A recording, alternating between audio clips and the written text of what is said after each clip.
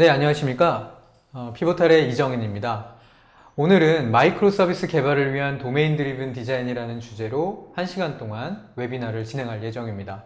오늘 저와 함께 실제 도메인 드리븐 디자인, 그리고 보리스, 그리고 스냅 2까지 같이 진행해 주실 황주필 매니저님도 옆에 함께 소개해 드립니다.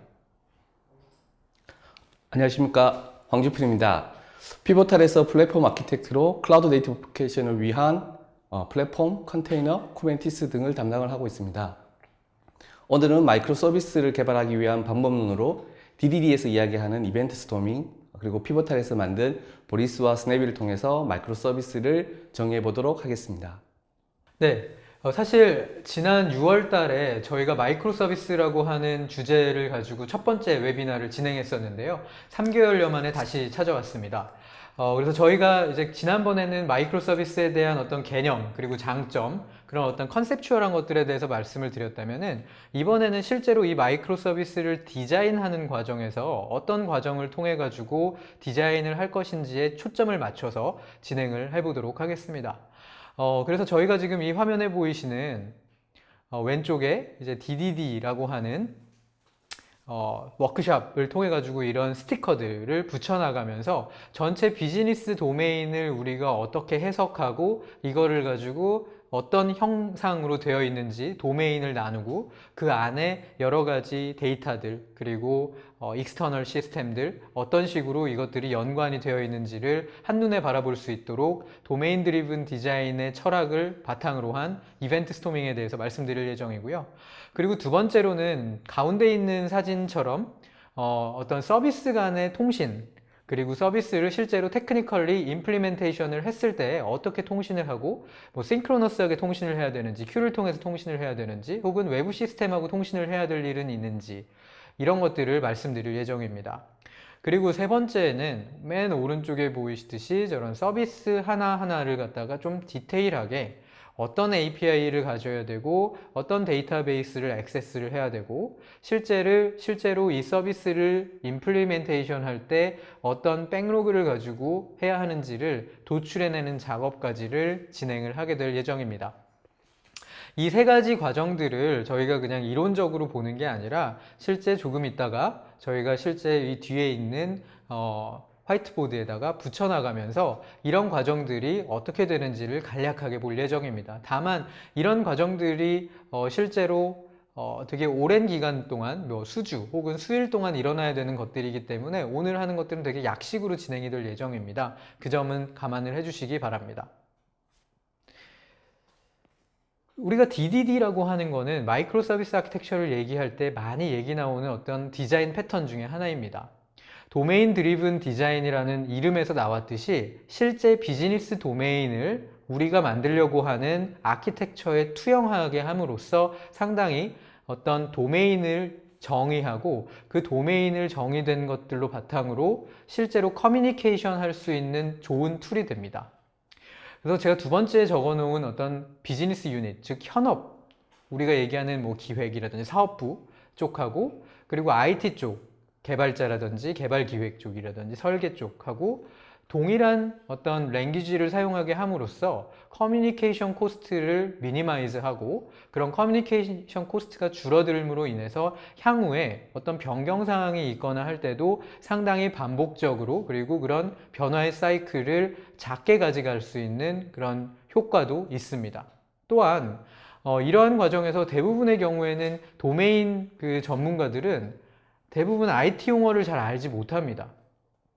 반대로 IT에서 근무하시는 여러 가지 개발자분들은 반대로 또 도메인 익스퍼트들, 즉 현업분들의 랭귀지를 잘 이해하지 못하죠. 그래서 이런 과정에서 상당히 많은 어떤 걸림돌이라든지 여러 가지 이슈들이 발생을 하게 되고 이런 것들이 전체적인 어떤 개발이라든지 변경 사항에 대한 업데이트, 어떤 릴리즈 이런 것들이 조금 느려지게 되는 그런 과정이 있습니다. 이런 과정들을 모두가 모여가지고 하나의 장소에서 하나의 메소돌로지를 통해 가지고 다 쉐어를 한다면은 훨씬 더 효과적으로 갈 수가 있겠죠.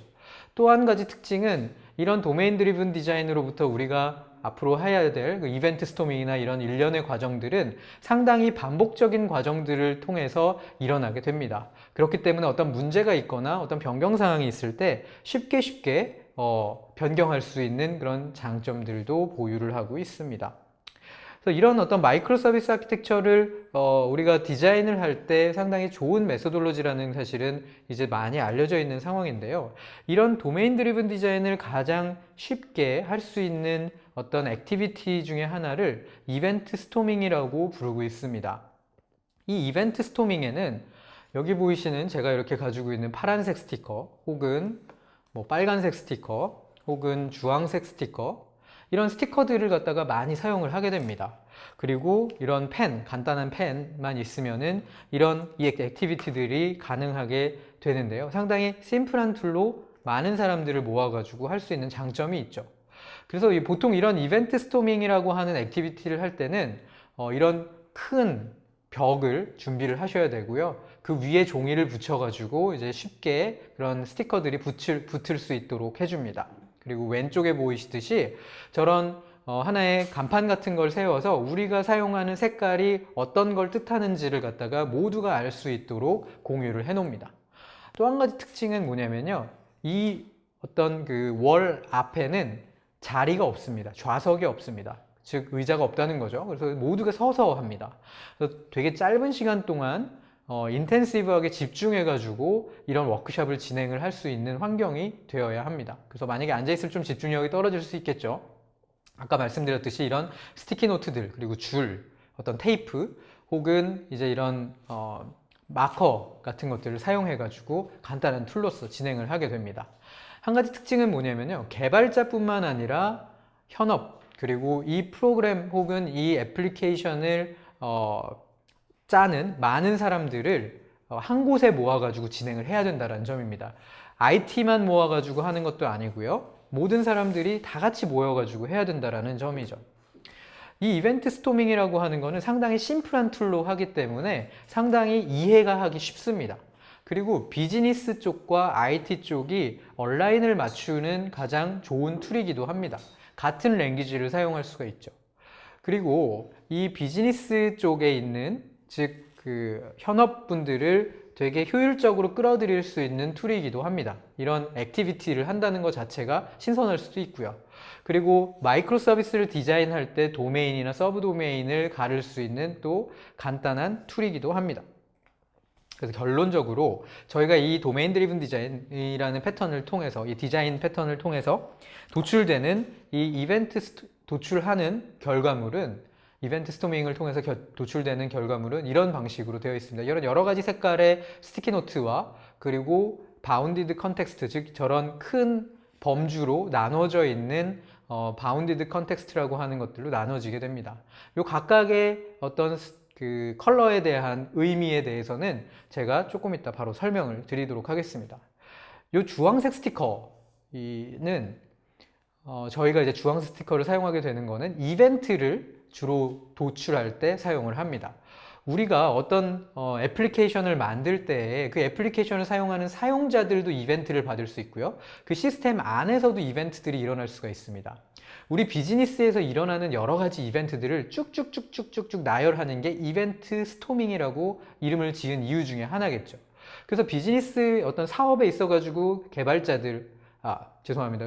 어떤 사용자들이 맞게 되는 그런 이벤트들을 쭉쭉쭉쭉 일어나는 거고요. 이런 이벤트의 유형에는 어떤 노티피케이션도 있을 수 있고요. 어떤 상태가 바뀌는 것도 이 노티피케이션 이벤트에 속하게 됩니다. 또 한 가지는 이런 이벤트들은 다 과거형 그리고 수동형으로 사용을 쓰게 됩니다. 예를 들어 가지고 item added to cart라고 해서 아이템이 카트에 들어갔다, 들어감 이런 식으로 어떤 과거형 그리고 수동형으로 사용을 하게 되고요.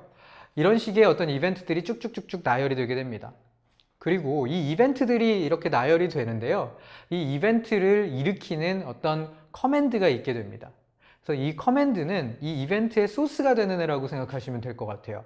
그래서 이런 커맨드가 있어서 이 이벤트가 일어나게 되었다라는 의미라고 보시면 될 것 같습니다. 이 커맨드는 파란색 스티커로 붙여서 제공이 되게 우리가 이 액티비티를 하게 됩니다. 그래서 파란색과 주황색을 얘기를 했고요. 또 노란색이 있습니다.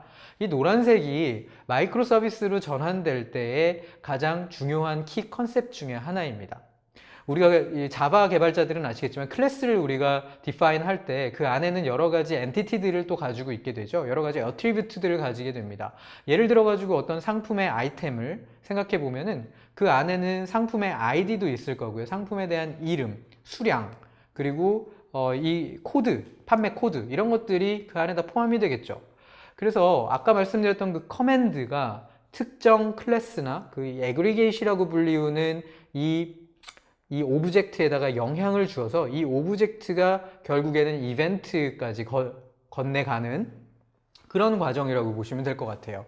이 애그리게이트는 아까 말씀드렸듯이 여러 가지 애트리뷰트들이 있고요. 이 애그리게이트과 애그리게이트, 즉 이 아이템과 뭐 예를 들어 오더, 카트 이런 느낌의 그 클래스들끼리는 서로 오브젝트로 레퍼런싱 하는 게 아니라 아이디로 레퍼런싱 한다고 얘기를 하고 있습니다. 즉 타이틀리 커플드 되어 있는 구조가 아니라 어떤 API라든지 이런 거 호출을 통해 가지고 루즐리 커플드 되어 있는 그런 관계를 가져갈 수 있는 개념을 애그리게이시라고 얘기를 하고 있습니다.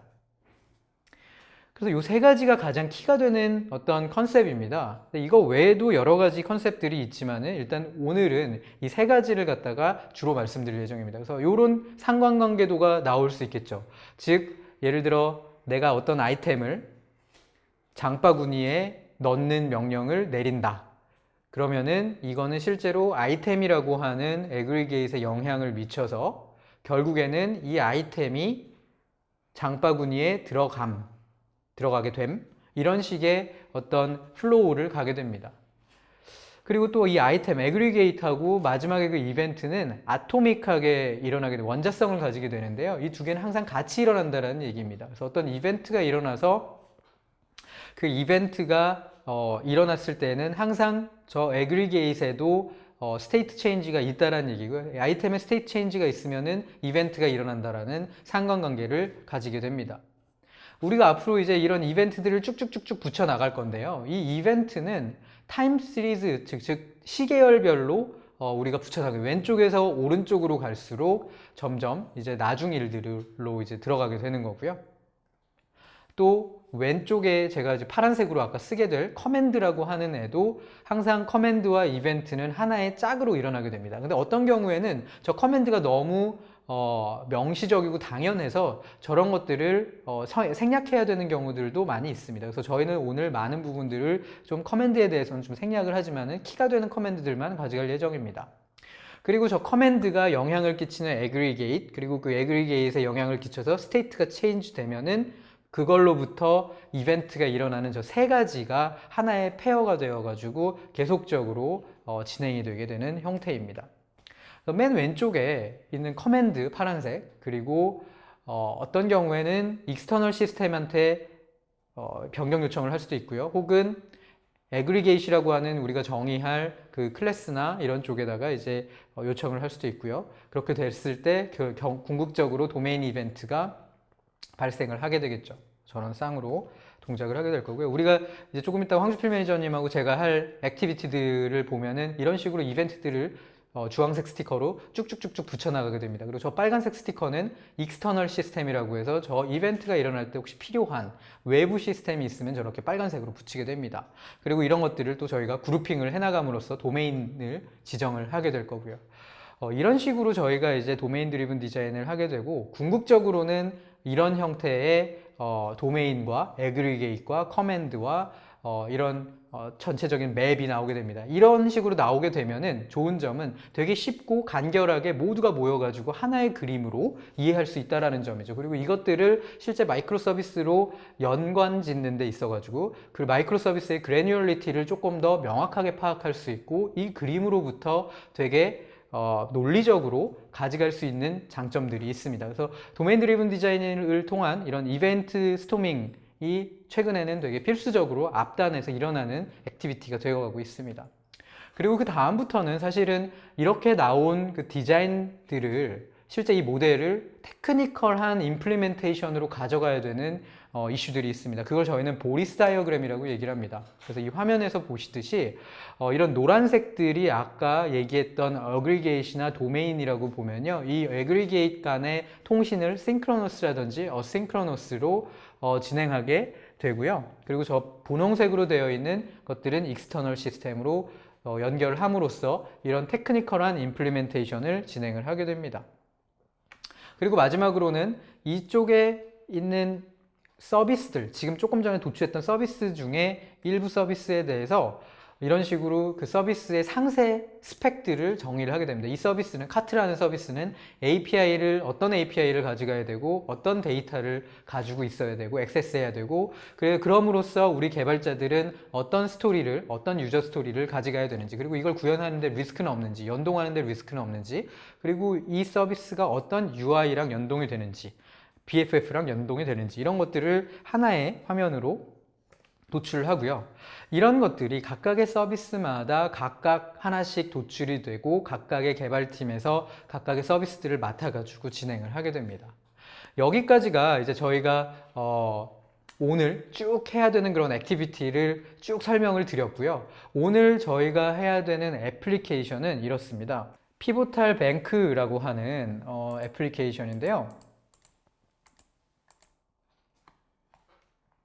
이 화면을 보시게 되면은 흔히 우리가 알고 있는 은행 애플리케이션이라고 보시면 될 것 같아요. 이 은행은 뭘 해야 되죠? 어떤 디포짓을 해야 되고, 즉 입금과 출금이 돼야 되고, 그러려면은 계좌가 있어야겠죠. 근데 여기서 조금 더 나아가서 계좌뿐만 아니라 내가 투자하고 싶은 주식을 검색할 수 있고 시황을 볼 수 있고 그 주식에다가 투자하고, 즉 매수하고 매도하는 기능까지가 이 애플리케이션을 우리가 만들려고 하는 애플리케이션이라고 가정하겠습니다. 대부분의 경우에는 이런 애플리케이션이 형상이 없는 경우에 이걸 만들어내기도 하지만은 있는 거를 갖다가 마이크로 서비스로 전환하는 경우도 있죠. 그 두 가지 모두에 해당이 됩니다.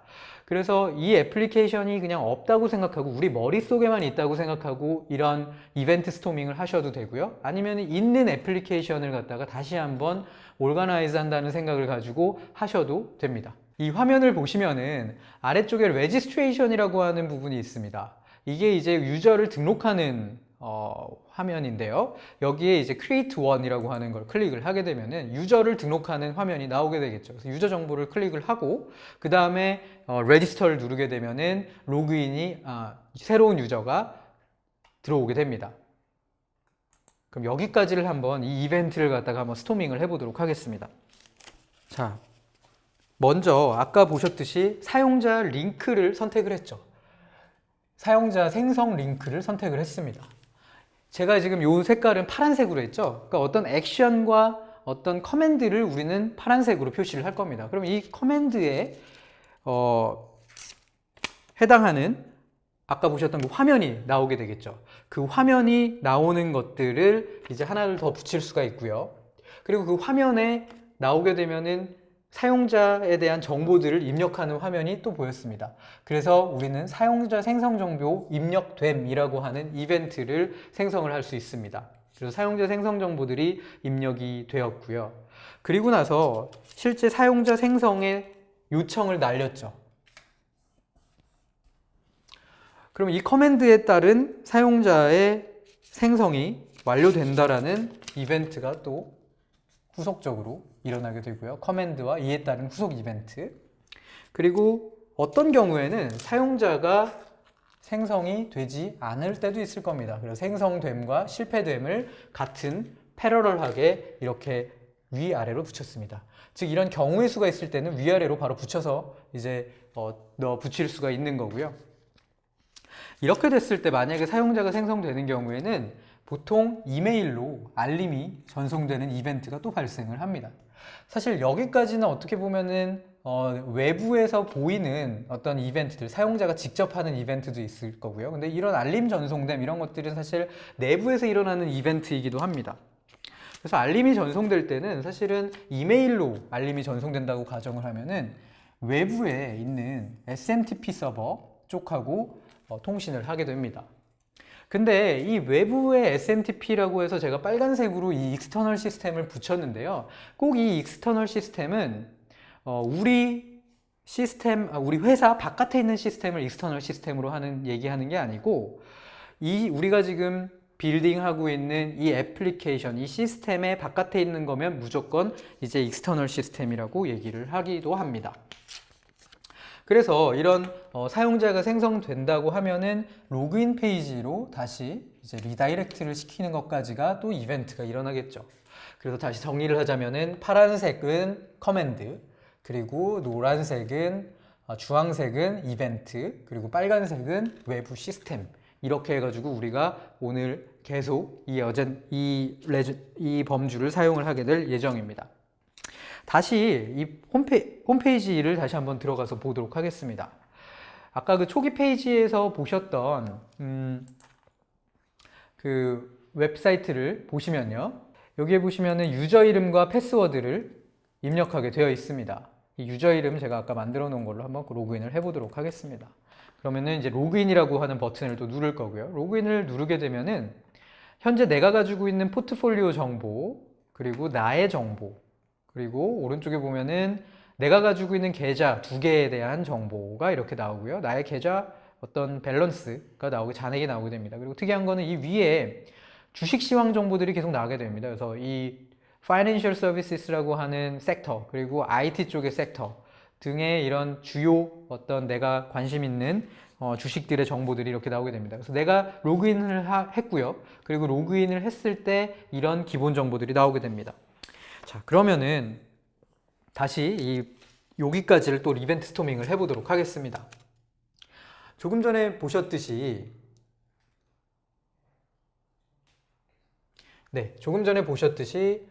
사용자 이름 암호를 로그인을 하기 위해서 입력하는 이벤트를 하나 했고요.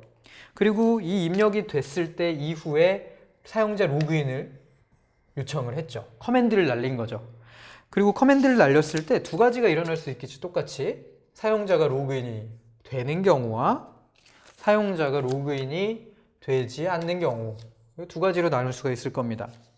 그리고 사용자가 로그인이 되면은 아까 보셨듯이 나에 대한 정보를 가지고 오고요. 그리고 주식 정보, 아까 보셨던 그 오른쪽 상단에 있었던 내가 관심 있는 주식 정보를 실제 외부 시스템과 접속해가지고 가지고 오는 경우도 있습니다. 그리고 계좌 정보, 나의 계좌 정보도 가져오게 됩니다. 이때 제가 여기 적지는 않았는데요. 요 빨간색으로 제가 하나를 더, 주식 정보를 가져올 때는 사실 외부의 마켓 시스템, 외부의 어떤 그 마켓 시스템에 실제 액세스를 하겠죠. 그래서 여기다가 이렇게 정의를 했습니다. 여기까지가 사용자 로그인을 가지고 오는, 사용자 로그인을 하는 단계입니다. 자, 여기까지 이제 저희가 사용자 로그인까지 했는데요. 다시 이제 애플리케이션으로 돌아오도록 하겠습니다. 이 애플리케이션에서 보시면은 이 사용자들이 이쪽에 어카운트 쪽에 가게 되면은 우리 애플리케이션은 이 어카운트에 대한 정보를 쉽게 볼 수 있어야 되고, 또한 이 어카운트를 생성할 수도 있어야 됩니다. 온라인으로. 그래서 어카운트 이름은 예를 들어 뭐 세이빙 어카운트 이런 식으로 해서 이제 만드는 거죠. 그리고 밸런스를 입력을 하고요. 내가 입금할 어떤 돈을 입력을 하고요. 통화, 그리고 이게 커런트인지 세이빙인지를 해서 크리에이트 어카운트를 하게 됩니다. 이 어카운트를 누르게 되면은 실제로 내가 만들어진 어카운트가 여기에 보이게 되고 나의 잔액이 보이게 되는 거죠. 그리고 여전히 이쪽에는 또 공식의 그 외부의 마켓 시스템에서 불러 들어오는 여러 가지 주식 시황 정보들이 존재를 하게 됩니다. 자, 그럼 계좌 생성부터 한번 진행을 해보도록 하겠습니다. 계좌 생성은 이쪽에다가 한번 붙여보겠습니다. 일단은 우리가 계좌 생성을 하기 위해서는 계좌 생성에 필요한 여러 가지 정보들, 계좌 이름이라든지 밸런스라든지 이런 것들을 입력을 해야겠죠. 그리고 나서 계좌 생성을 요청하는 커맨드를 이제 날리게 됩니다. 그리고 나서 계좌가 생성이 되거나 계좌 생성이 실패하는 경우가 생기게 되겠죠. 그리고 나서 계좌가 생성이 되더라도 계좌를 검증을 해야 될 거고요. 이 검증을 하는 데 있어 가지고는 또 외부에 있는 시스템과 액세스를 해야 될 수도 있습니다. 그리고 계좌 검증이 성공적으로 완료가 된다면은 이제 내부적으로는 알람을 또 전송을 해야겠죠. 그래서 계좌가 만들어졌습니다라고 하는 거를 외부 SMTP와 통신을 해서 이렇게 계좌 생성에 대한 프로세스를 가져갈 수가 있습니다. 또 아까 보셨듯이 여기 오른쪽에 보시면은 이런 Financial Services, 뭐 Information Technology 아까 보셨던 것이 주식 시황 정보를 불러오는 그런 이벤트도 일어나게 됩니다. 이 주식 시황 이벤트는 또한 아까 보셨던 마켓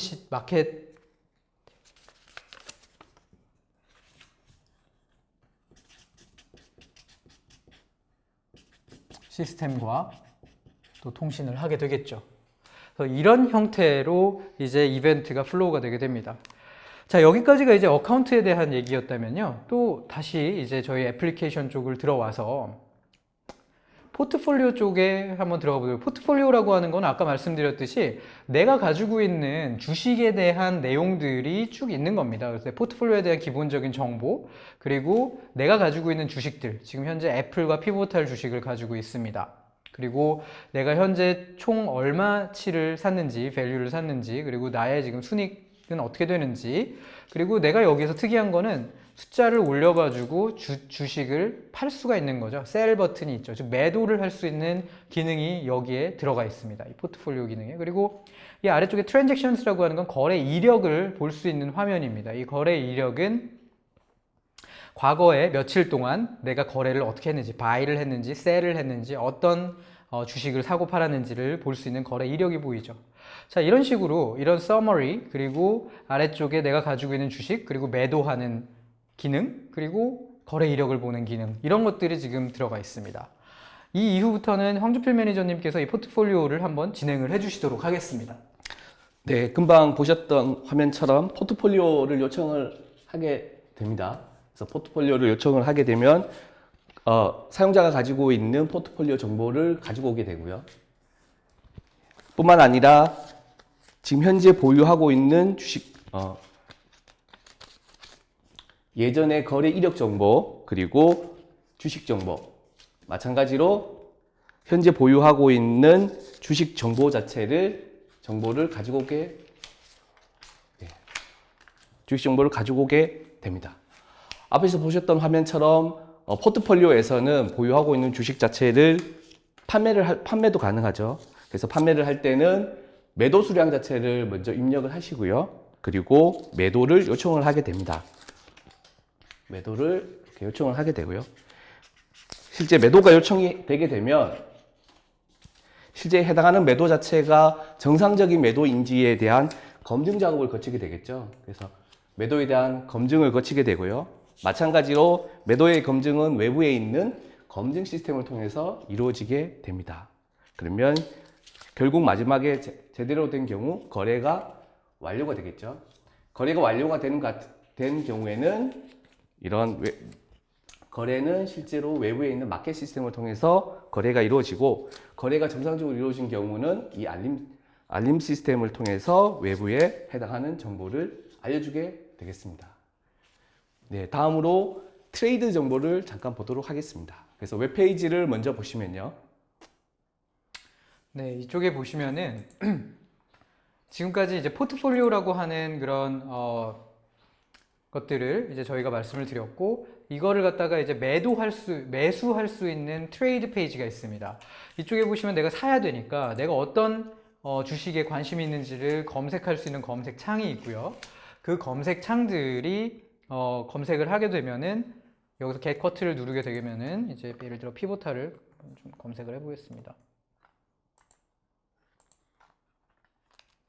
그러면은 이 피보탈 주식에 대한 정보들이 나오게 되고, 여기서 내가 사고 싶은 수량을 정하고 바이 버튼을 누르게 됩니다. 그리고 아래쪽에서 내가 지금 가지고 있는 주식 정보들이 나오게 되는 거죠. 여기가 이제 트레이드 기능입니다.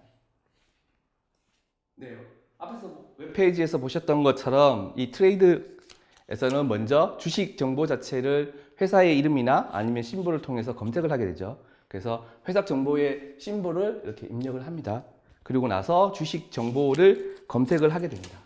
주식 정보를 검색을 하죠. 주식 정보를 검색을 할 때는 주식 정보에 대한 회사의 이름이나 아니면 심볼을 통해서 검색을 하게 되고, 그러면 외부에 있는 이 마켓 시스템을 통해서 해당하는 주식 정보 자체를 가지고 오게 됩니다. 내가 만약에 해당하는 주식을 매수를 하고 싶은 경우는 매수 수량을 입력을 하게 되겠죠. 그래서 매수 수량을 입력을 하시고 매수를 요청을 하게 됩니다. 이런 식으로 매수를 요청하게 되고요. 매수가 요청이 되면 해당하는 매수에 대한 매도와 마찬가지로 해당하는 매수 자체가 정상적인 매수 과정인지에 대한 검증 작업을 거치게 되죠. 그래서 마찬가지로 매수에 대한 검증은 외부에 있는 검증 시스템을 통해서 이루어지게 됩니다. 매도와 마찬가지로 매수가 정상적으로 이루어진 경우는 완료가 되면 매수 자체도 외부에 있는 마켓 시스템으로 이루어지게 되고요. 정상적으로 매수가 이루어진 경우 이런 알림을 통해서 외부로 이 알림 메시지 자체를 전송을 하게 됩니다. 네, 보셨던 것처럼 전체 피보탈 뱅크라고 하는 시스템에 대한 이벤트 스토밍을 이렇게 진행을 하였습니다. 네, 이제 잠깐 정리를 하고 넘어가자면은 여기 보이시는 많은 이벤트들을 쭉쭉쭉쭉 나열을 한 겁니다. 간단하게 사용자 생성에 대한 이벤트, 그리고 이 아래쪽에는 사용자 로그인에 대한 이벤트들 주로 나고요. 그리고 이쪽은 계좌를 생성하는 이벤트들을 쭉 나열했고요. 이쪽은 포트폴리오에 대한 거, 거래 이력에 대한 것들을 가져왔습니다. 또 아래쪽에서는 내가 가지고 있는 주식들을 매도하는 이벤트들, 그리고 저 오른쪽 상단에서는 주식 정보를 검색하고 정보를 가져오는 거, 그리고 그 정보를 가지고 와서 내가 그 주식을 사는 이벤트들. 사실은 이런 이벤트들은 어떤 애플리케이션의 종류에 따라서 달라질 수도 있고요. 이거는 하나의 어떤 뱅크 애플리케이션의 일부를 갖다가 저희가 이제 한번 해본 거죠. 여기서 중요한 건 뭐냐면 모두가 모여가지고 이거를 하면서 동의를 하고 이해를 할 수 있다는 점입니다. 즉 제가 황주필 매니저님은 이제 현업에서 오신 분이고 저는 IT 쪽에서 오는 사람인데, 이런 부분들을 같이 이렇게 하다 보면은 서로 잘 이해를 할 수가 있겠죠. 이런 이벤트들에 대해서. 이런 게 나왔다면 이제는 뭘 할 거냐면요. 저희가 이제 그룹핑이라고 하는 거를 하게 될 겁니다. 이 그룹핑은 세 가지 정도를 고려를 해야 됩니다. 첫 번째는 뭐냐면요.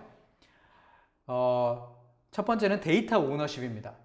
그래서 어떤 데이터의 오너십을, 어떤 팀이 데이터의 오너십을 어떻게 가져가느냐를 고려를 해야 되고요. 두 번째로는 이 서비스들, 우리가 만들려고 하는 이 단위 그룹의 디플로이먼트, 즉 어떤 배포 주기라든지 이런 라이프 사이클을 독립적으로 가져갈 수 있는 그런 조건들을 생각을 해야 됩니다. 그리고 세 번째는 독립적인 스케일러빌리티입니다. 이런 그룹들이 독립적으로 어떤 확장하거나 아니면 축소할 수 있는 형태로 되는지가 되게 중요하겠죠. 그래서 그 세 가지 조건 중에 가장 많이 걸리는 조건이 사실 첫 번째 데이터 오너십으로 많이 하게 됩니다. 저희 경험상 보게 되면은. 그래서 데이터 오너십이라는 측면에서 한번 황주필 매니저님하고 저하고 이걸 한번 쭉 보면서 좀 그룹핑을 한번 해보도록 하겠습니다. 이 왼쪽을 보시게 되면은 대부분 사용자 생성, 사용자에 대한 것들, 실패됨. 근데 여기 보면은 알림이라든지 이런 부분들은 사실 사용자하고는 많이 그렇게 중요한, 그러니까 완전히 연관되어 있는 이벤트는 아닙니다. 그래서 이걸 빼가지고 별도의 공간에다가 붙여 놓겠습니다. 여기다가 붙인 거고요. 네, 보시면은 알림과 같은 경우는 사용자 생성뿐만 아니라 어카운트를 생성하시거나 아니면 매수나 매도를 하실 때에도 항상 정상적으로 수행을 했는지에 대한 정보를 알리게 되죠. 네. 그래서 그 각각의 부분은 좀 이따가 그러면은 같이 내려가시면 될 것 같고, 하게 되고요. 그리고 아래쪽에 이제 사용자 쪽에서 보시면은 대부분 또 사용자 생성 그리고 사용자 로그인 쪽인데요. 여기 보시면은 약간 사용자하고 또 맞지 않는 부분이 주식 정보를 여기서 가지고 옵니다. 마켓 시스템에서 가져오게 됩니다. 그리고 또 계좌 정보를 또 가지고 오는 부분도 있고요. 그래서 이 부분은 역시 띄어서 네. 별도의 그래서, 공간. 네, 주식 정보를 가지고 오는 쪽으로 이렇게 두도록 하겠습니다. 네. 그리고 계좌 정보는 마찬가지로 어카운트 쪽에 이렇게 두도록 하겠습니다. 그래서 다시 네. 이쪽에는 대부분 이제 사용자 쪽에 관련되어 있는 어떤 이벤트들과 커맨드들로 이루어져 있고요. 그래서 이 부분은 저희가 애그리게이트를 정의할 수가 있을 것 같습니다. 이쪽 왼쪽에 대한 부분은 애그리게이트를 사용자라고 해서 이제 하나 붙여놓도록 하겠습니다. 그리고 이쪽을 우리가 애그리게이트로 나눴기 때문에 애그리게이트 위에 여기를 바운디드 컨텍스트로 한번 나중에 이제 일단 그룹핑을 하고 나눠서 나서 진행을 해보도록 진행을 하겠습니다. 자, 그럼 오른쪽으로 넘어와서 계좌 생성, 그리고 계좌 생성됨, 실패됨, 계좌 검증됨, 또 역시 여기도 알림이 있네요. 그래서 알림은 아래쪽으로 네, 빼도록 아래쪽으로 하겠습니다. 내리고요. 그리고 그럼 이쪽에는 지금 대부분 이제 계좌 생성 그리고 검증 이런 것들에 대한 얘기들이 주로 많이 오게 됩니다. 그래서 이쪽은 애그리게이트를 이제 계좌라고 하는 애그리게이트를 넣도록 하겠습니다. 그리고 이쪽에 보시면은 포트폴리오에 대한 얘기가 있습니다. 한 가지 특이한 거는 여기도 포트폴리오, 내가 가지고 있는 포트폴리오에 대한 정보를 가지고 오지만은 또 한 가지 특이한 거는 거래 이력이라고 하는 트랜잭션에 관한 정보들도 가지고 옵니다. 그리고 주식 정보에 대한 일반적인 주식 정보 시스템을 가지고 오기 때문에 얘도 마켓 시스템과 액세스하는 쪽으로 넘기고요. 그리고 보유 주식 정보는 이쪽으로 넣도록 하겠습니다. 이게 지금 너무 따닥따닥 붙여서 좀 아래로 내리고요. 여기 좀 네, 그렇게 되면 여기 포트폴리오라고 하는 애그리게이트를 여기에다가 지정을 할 수가 있겠죠. 그래서 포트폴리오라고 하는 애그리게이트를 지정을 하고요. 포트폴리오에는 앞에서 설명한 것처럼 거래 이력이 항상 같이 이렇게 움직이게 됩니다. 그래서 마찬가지로 거래 이력이라고 하는 것도 이렇게 같이 지정을 하도록 하겠습니다. 그리고 아래에서 그 트레이드를 하시게 되면 내가 보유하고 있는 주식을 매도를 하거나 또는 매수를 할 수 있겠죠. 그래서 위에서 정의가 되어 있는 매수를 매도와 같은 형태로 이루어지기 때문에 이렇게 저희가 이제 이런 스티키 노트를 사용하는 첫 번째 이유 중에 한 가지도 이런 이벤트 스토밍을 하시다가 이런 변경 사항이나 이런 게 있을 때 손쉽게 옮길 수가 있기 때문에 이런 스티키를 많이 사용을 합니다. 그래서 알림 같은 경우는 이렇게 아래쪽으로 같이 다 모으게 되고요. 네, 이렇게 되겠죠. 그래서 네, 알림에 관련된 같은 경우는 이쪽으로 한쪽으로 모으게 되고요. 매수와 매도 쪽을 이렇게 모아서 사용을 하실 수가 있습니다. 그렇게 생각해 보면 이런 주문이라고 하는 이런 애그리게이트이 또 하나가 이렇게 정의가 될 수가 있겠죠. 네, 오른쪽을 보시면 각각의 그 포트폴리오나 매수 매도를 하시게 될 때 이런 주식 정보를 외부에서 가지고 오거나 보여줘야 되는 경우가 있는데요. 그런 경우는 이런 주식 정보라고 하는 애그리게이트를 정의를 해서 해당하는 주식 정보에 대한 것들을 이렇게 가지고 올 수가 있겠습니다. 그리고 마찬가지로 공통적으로 사용하실 수 있는 이런 이제 노티피케이션이라고 하는 영역 자체가 이렇게 만들어지겠죠. 그래서 이벤트 스토밍을 하시고 나면 전체적으로 사용하는 애그리게이트와 이벤트를 중심으로 이렇게 그룹핑이 되는 것을 보실 수가 있습니다. 자, 여기서 이제 한 가지 말씀드릴 거는 저희가 이제 도메인을 좀 한번 나눠볼 겁니다. 대부분의 경우는 이런 애그리게이트라고 하는 이 노란색으로 되어 있는 어떤 개념들로 이제 컨텍스트를 나누는 게 대부분 일반적인 경우들도 있는데요. 여기 지금 포트폴리오나 거래 이력에서 보시듯이 이 거래 이력은 사실 이 포트폴리오하고 거의 1대1로 매핑이 되는 그런 구조입니다. 그래서 되게 디펜던시가 높고 어떤 의존성이 높기 때문에 같이 다니는 애죠. 그래서 얘는 굳이 하나 이상의 두 개 이상의 어떤 도메인으로 나눌 필요가 없다라는 사실을 조금 알 수 있습니다. 그래서 이거를 갖다가 이제 도메인을 한번 나눠 보면은 네. 테이프를 통해서 보통 이런 것들을 정의를 하는데요. 그 왼쪽에 이제 사용자 쪽. 예, 사용자 애그리게이트를 중심으로 사용자라고 하는 서비스 캔디데이트 자체를 나눌 수가 있겠죠. 그리고 계좌라고 하는 애그리게이트를 통해서 계좌라고 하는 서비스를 생각을 해볼 수 있을 것 같고요. 그리고 마찬가지로 포트폴리오와 거래 이력 정보를 가지고 있는 포트폴리오 서비스를 이렇게 생각을 해보실 수가 있겠습니다. 그리고 공통적으로 포트폴리오나 주문에 주식 정보를 제공하기 위한 주식 정보라고 하는 서비스를 생각을 해볼 수 있고요. 마지막으로 이렇게 공통적으로 사용을 하는 노티피케이션이라고 하는 서비스를 이렇게 생각을 해보실 수가 있겠습니다. 이 파란색으로 되어 있는 게 바운디드 컨텍스트고요. 이 노란색으로 되어 있는 게 애그리게이트입니다. 그래서 바운디드 컨텍스트 하나에는 하나 이상의 애그리게이트이 있을 수 있고, 여기 보시면 두 개가 있죠, 애그리게이트. 그리고 적어도 하나 이상의 애그리게이트들이 있어서 이런 것들을 실제로 서비스 다이어그램으로 옮길 때 이제 유용하게 사용이 될 수 있는 하나의 큰 그림이 되겠죠. 이런 것들이 여기서 딱 픽스되는 게 아니라요.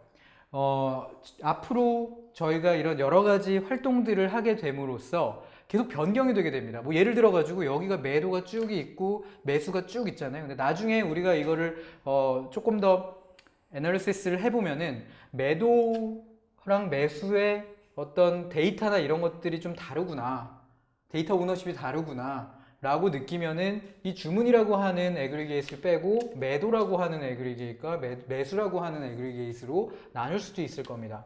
이러한 것들이 계속 이터레이티브하게, 즉 반복적으로 수행이 됨으로써 이 한 판을 한 번에 그냥 딱 픽스해 버리는 게 아니라 계속적으로 이제 변경할 수 있는 형태로 발전이 되게 되는 거죠. 네. 자, 여기까지가 이제 저희가 이제 도메인 드리븐 디자인, 이벤트 스토밍이라고 하는 걸 통해서 이벤트를 계속 도출하고 이벤트에 따른 커맨드, 그리고 익스터널 시스템 이런 것들을 도출했습니다. 이제부터는 황주필 매니저님께서 보리스 다이어그램과 스냅이를 진행을 한번 해보도록 하겠습니다. 네, 이벤트 스토밍을 통해서 전체적인 서비스에 대한 후보들, 그 서비스 캔디데이트를 정의를 했으면 해당하는 서비스 캔디데이트들 사이에 상관관계 자체를 정의를 할 수가 있습니다. 그래서 그 상관관계는 보리스라고 하는 걸 통해서 이루어지게 되고요. 보리스는 크게 서비스와 서비스 사이에 요청 자체를 동기 방식으로 할 것이냐 아니면 비동기 방식으로 할 것인지를 정의를 하게 됩니다. 그래서 대체로 이런 라인 테이프를 통해서 정의를 하게 되고요. 저희는 이번에는 요 파란색 라인 테이프는 동기 요청을 정의를 하고요. 빨간색 요 라인 테이프는 어싱크 리퀘스트를 표시를 하도록 하겠습니다. 이렇게 정의를 범례를 먼저 만들어 놓고요. 앞에서 보셨던 것처럼 서비스 캔디데이트 자체를 정의를 합니다. 먼저 포트폴리오라고 하는 서비스가 하나 이렇게 있을 수 있겠죠. 그리고 사용자라고 하는 서비스가 이렇게 있을 수가 있고요. 그리고 계좌라고 하는 서비스 캔디데이트가 있을 수가 있고요. 그리고 해당하는 계좌에 대한 주문이 있을 수가 있습니다. 그리고 이 계좌 같은 경우는 앞에서 보셨던 것처럼 외부에 있는 이런 주문 같은 경우는 외부에 있는 이런 검증 시스템, 그리고 실제 주문은 외부에 있는 이 마켓 시스템하고 이렇게 연동을 하게 되겠죠. 그리고 주문이 이루어지게 되면 해당하는 주문은 거래 이력이라고 하는 곳에 저장이 되게 되고요. 네. 거래 이력이라고 하는 곳에 이렇게 저장이 되겠죠. 그리고 주식 정보라고 하는 게 이렇게 존재를 하게 됩니다. 마찬가지로 이 주식 정보 자체는 외부에 있는 마켓 시스템을 사용을 하게 되고요. 공통적으로 있는 이런 노티피케이션 서비스가 있죠. 그래서 노티피케이션 서비스는 알림이라고 하는 서비스를 통해서 외부 SMTP 서버를 사용을 하게 됩니다. 그래서 앞에서 말씀드린 것처럼 실제로 포트폴리오 정보를 사용을 하게 되면 포트폴리오에서는 일단 사용자 정보가 필요하겠죠. 그래서 사용자 정보를 가지고 오게 되고요. 뿐만 아니라 사용자 정보에 사용자가 가지고 있는 계좌 정보, 그리고 내가 기존에 했던 그런 이제 거래 이력 정보, 그 트랜잭션 정보 자체가 이렇게 가지고 오게 되고요. 예.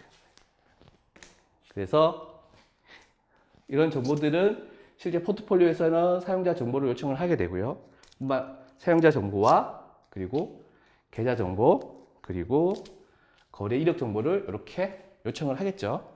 그러면은 이제 각각의 서비스에서는 이런 사용자 정보라든지 아니면 이런 계좌 정보, 그리고 주식 정보나 아니면 거래 이력 정보를 해당하는 포트폴리오에게 전송을 하게 됩니다.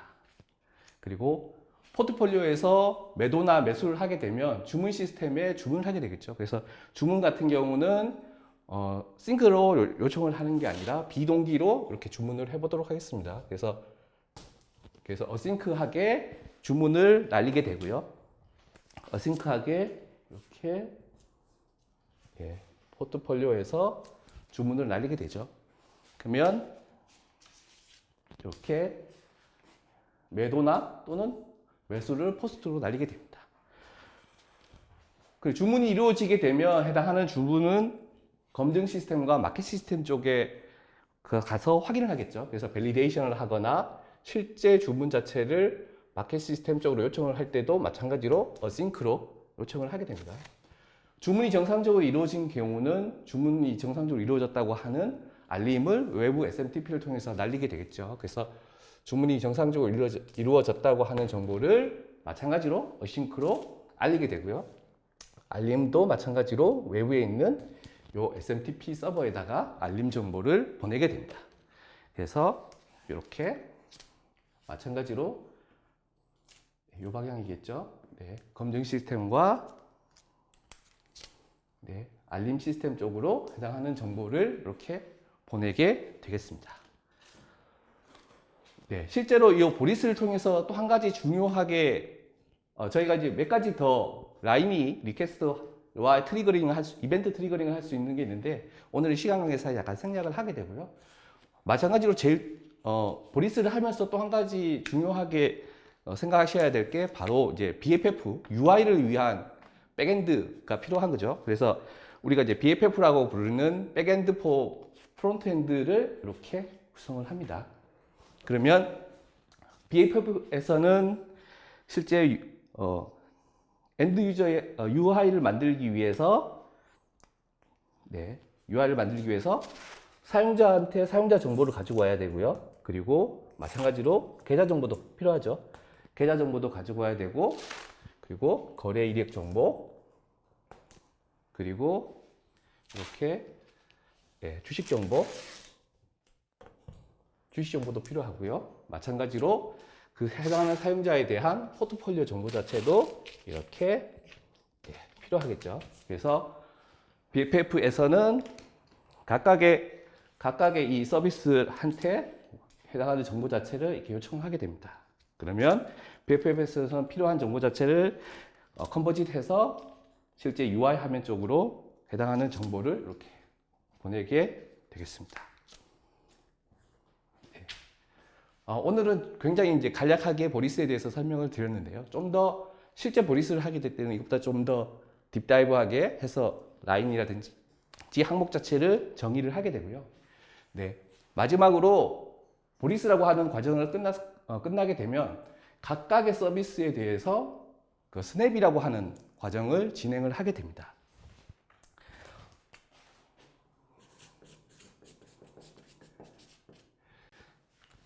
오늘 이 시간에는 굉장히 많은 이제 서비스 중에 오더라고 하는 서비스를 한번 보도록 하겠습니다. 그래서 오더라고 하는 서비스가 있죠. 그래서 스냅이를 진행을 하실 때는 크게 저희가 API과 해당하는 API가 사용을 하는 데이터, 그리고 이 서비스에 대한 유저 스토리와 해당하는 유저 스토리에 대한 리스크와 필요한 UI를 정의를 하게 됩니다.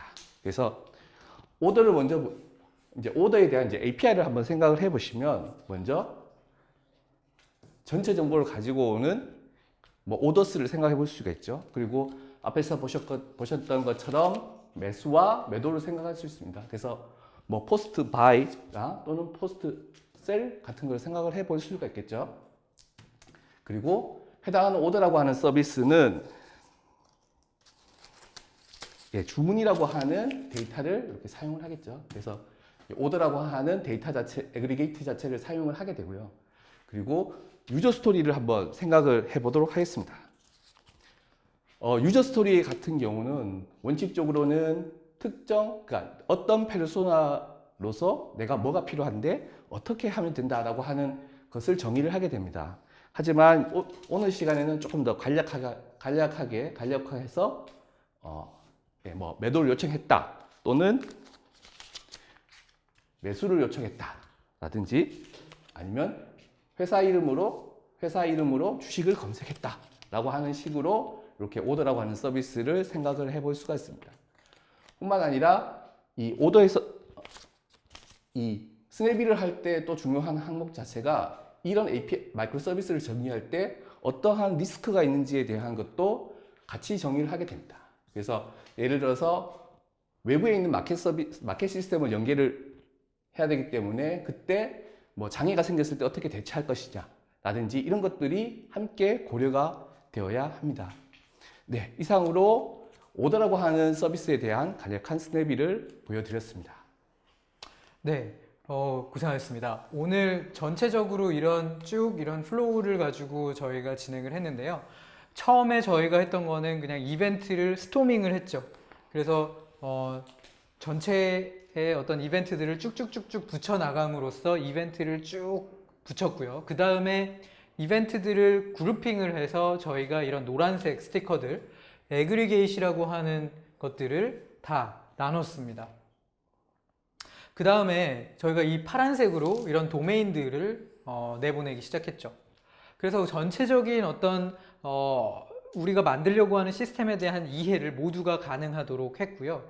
이렇게 이제 전체적인 시스템을 한눈에 볼 수 있도록 한 다음에 주로 이런 애그리게이시라고 하는 노란색으로 되어 있는 형태로 저희가 오른쪽에 보이는 이런 보리스 다이어그램을 만들기 시작했습니다. 그래서 이 노란색이 주식 정보, 계좌 이런 것들이 하나의 서비스로 매핑이 되어서 이제 들어가게 됐고요. 그리고 이 서비스 간의 통신이나 이런 것들은 싱크로너스 혹은 어싱크로너스로 구분을 해서 진행을 했습니다. 그리고 모든 것들은 사실 이런 테이프 그리고 이런 스티커 그리고 이런 스티커들을 가지고 한 이유는 언제든지 변경이 될 수 있도록 하기 위함입니다. 그래서 마커로 쓰지 않고 이런 것들은 이렇게 띄었다 뗐다 할 수 있는, 붙였다 할 수 있는 것들로 진행을 한 겁니다. 그래서 이런 외부 시스템, 서비스 그리고 우리가 가지고 오는 정보들 이런 것들을 간략하게 저희가 보리스 다이어그램으로 표현을 했습니다. 이 보리스 다이어그램이 꼭 하나만 나오는 게 아니라 여러 가지 케이스에 따라서 다르게 되고요. 지금 여기에서 나오는 이런 이벤트들을 갖다가 한 번씩 흘려보게 됩니다. 즉 BFF에서부터 시작해서 이 이벤트들을 흘려보고 이런 API들을 정의를 하게 되는 거죠. 그래서 이런 과정들이 이 보리스 다이어그램을 통해 가지고 표현이 되게 되고 이 보리스 다이어그램이 끝나게 되면은 그 중에서 일부 서비스들에 대해서 이런 디테일한 스펙들을 정할 수 있게 되는 거죠. 그리고 또 주필 매니저님 말씀하셨지만은 이 유저 스토리라고 하는 부분은 결국에는 우리가 관리하는 백로그로 들어가는 애들입니다. 그렇기 때문에 그 백로그를 사용할 수 있도록 상당히 스페시픽하게 적어줘야 되는 경우들도 많이 생긴다는 점을 염두해 주시면 감사하겠습니다. 네. 다시 저희 그 화면으로 돌아와서요. 제가 마지막으로 요걸 좀 정리를 하고 마무리를 하도록 하겠습니다. 이 화면에 보시면은 제가 아까 말씀드렸던 그 유저 스토리라고 하는 부분이 있었죠. 그래서 그 유저 스토리를 갖다가 백로그라고 간정을 하고 그거를 피보탈 트래커라고 하는 이런 툴로 이용해서 관리를 하게 됩니다. 그래서 실제로는 이제 개발이 시작되게 되면 여기까지 이제 디자인한 것들을 바탕으로 개발을 시작하게 되면은 그 개발을 하시는 분들은 이런 툴들을 통해 가지고 하나에서 커뮤니케이션을 할 수 있는 구조가 되는 거죠. 그래서 저희가 지금까지 한 거 DDD, 그리고 이벤트 스토밍, 그리고 보리스 다이어그램, 그리고 스냅이까지를 같이 한번 해봤습니다. 피보탈은 이런 여러 가지 프로그램들, 그리고 이런 DDD라든지 보리스라든지 이런 클라우드 네이티브 혹은 마이크로 서비스로 전환하는 데 있어서 필요한 여러 가지 프로그램들을 체계적으로 제공하고 있습니다.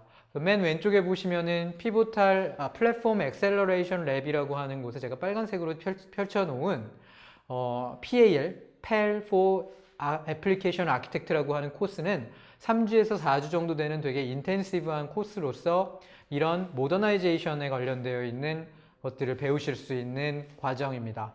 그리고 맨 오른쪽에 하단에 제가 FTX라고 되어 있는 거는 실제로 고객사, 즉 저희와 같이 일하시는 분들의 프로젝트를 기존에 있던 모놀리틱 애플리케이션을 마이크로 서비스로 전환한다거나 아니면 그린필드, 즉 새로운 애플리케이션을 마이크로 서비스 기반으로 개발하는 것들을 적어도 12주, 즉 3달에서 4달 동안을 실제 같이 페어를 통해서 수행함으로써 진행하게 되는 프로그램입니다.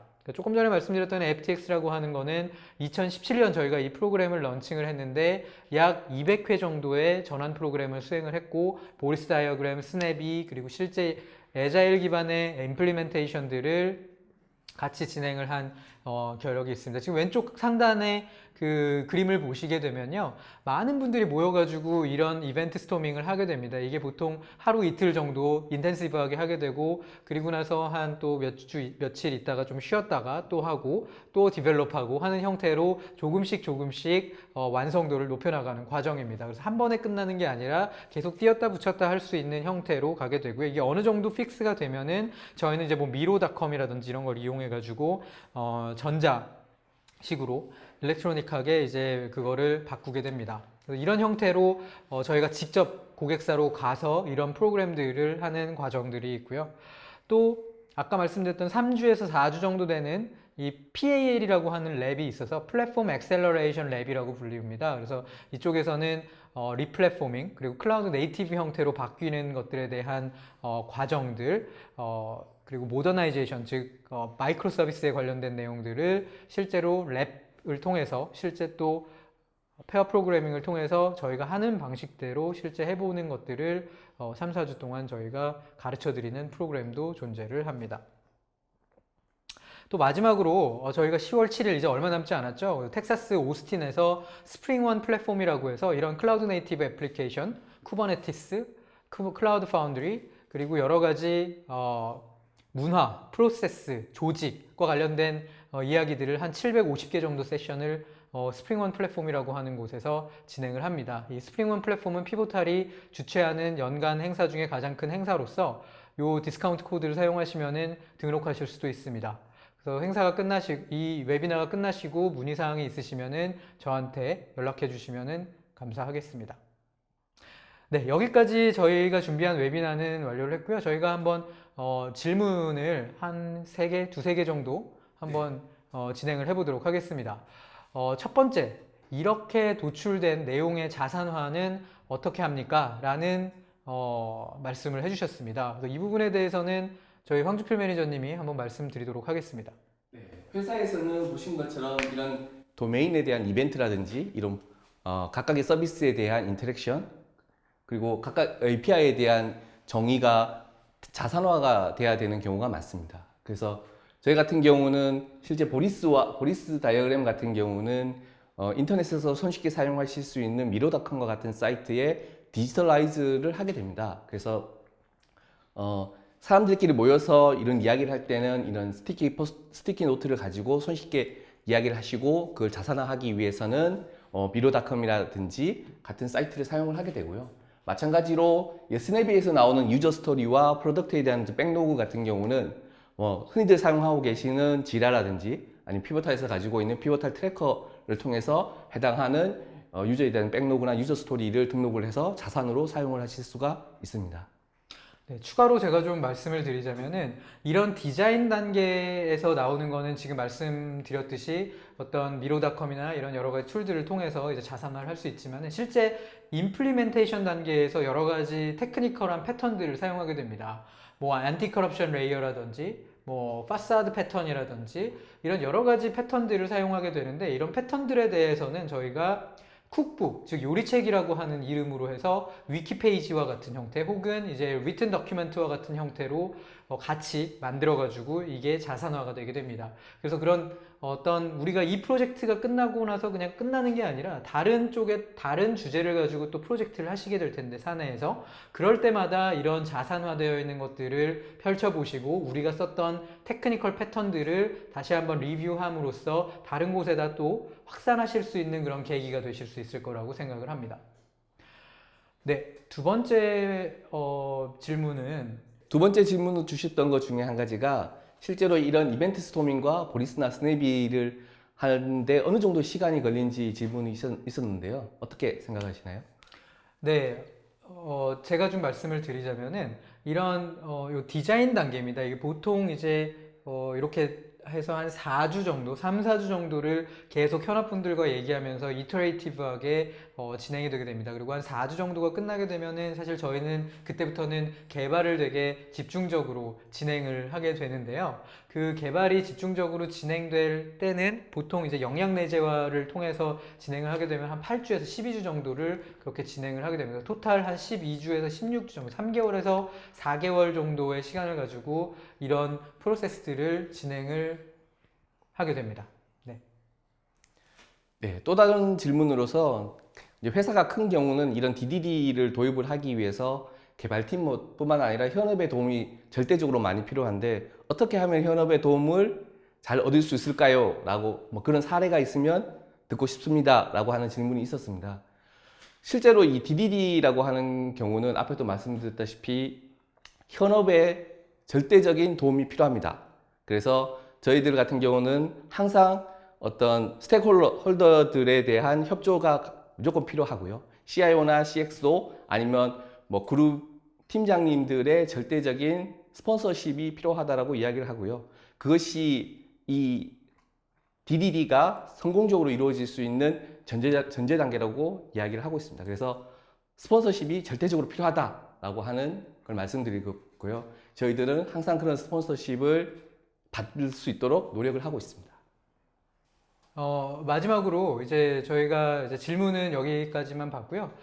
마지막으로 저희 피보탈은 하이어링을 계속하고 있습니다. 그래서 이런 여러 가지 마이크로 서비스나 클라우드 네이티브 애플리케이션, 그리고 플랫폼, 그리고 컬처, 이런 여러 가지 것들에 대해서 선구적으로 그 시장에다가 계속 메시지를 드리고 싶고 그런 전달하고 싶으신 분들은 저희 쪽에 연락을 해주시면 감사하겠습니다. 이상으로 오늘 웨비나를 마치도록 하겠습니다. 감사합니다.